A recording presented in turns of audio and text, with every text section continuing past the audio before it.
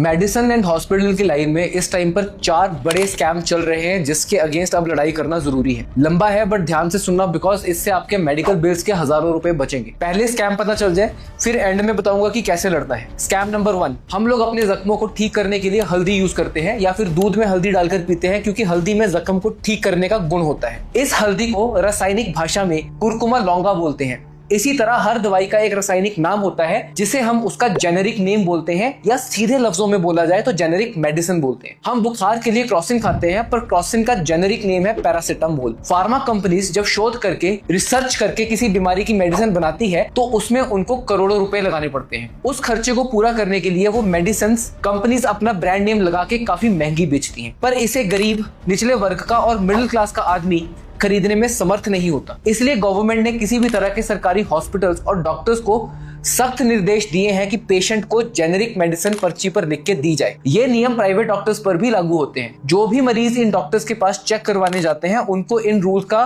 पता नहीं होता और डॉक्टर उन्हें जेनेरिक मेडिसिन की जगह पे ब्रांड नेम की मेडिसिन लिख के दे देते हैं। आपको ये फर्क ऐसे समझ आएगा। डायबिटीज की एक दवा है ग्लूकोफेज, 500 mg की 30 टैबलेट्स का पत्ता मार्केट में ब्रांड नेम के साथ 300 से 700 रुपए का मिलता है। इसी दवाई का जेनेरिक साल्ट है मेटाफॉर्मिन हाइड्रोक्लोराइड, जिसकी 30 गोलियों का पत्ता सिर्फ 50 रुपए में पड़ता है। अब शायद आपको 50 रुपए और 500 रुपए का फर्क समझ आ गया होगा। जो दवाई आपको 50 रुपए में मिलती है, ब्रांड नेम के अंदर वही मेडिसिन आपको 4 या 5 गुना रेट पे मिलती है। और स्कैम यहाँ पर है, दवाई को बनाने की कीमत है 50 रुपए, पर आपसे 450 रुपए ज्यादा लिए जा रहे हैं। इसमें एक पूरा का पूरा मेडिसिन माफिया है। पूरी मार्केट का हिसाब रखा जाता है कि किस डॉक्टर की पर्ची से कितने की ब्रांड नेम की मेडिसिन बिकी है। अगर पूरे दिन में ऐसे 100 पत्ते अलग अलग दुकानों में बिकते हैं तो एक दिन का बनता है 45,000 रुपया, एक महीने में 22 दिनों का बनता है 10 लाख रुपया, और एक साल का बनता है 1 करोड़ 18 लाख। डॉक्टर को इन ब्रांड नेम की मेडिसिन को प्रिस्क्राइब करवाने में एक पूरा नेक्सस है। पॉलिटिशियंस, ब्रांड कंपनीज के मेडिकल रिप्रेजेंटेटिव्स, केमिस्ट वगैरह वगैरह। इस महीने के 10 लाख में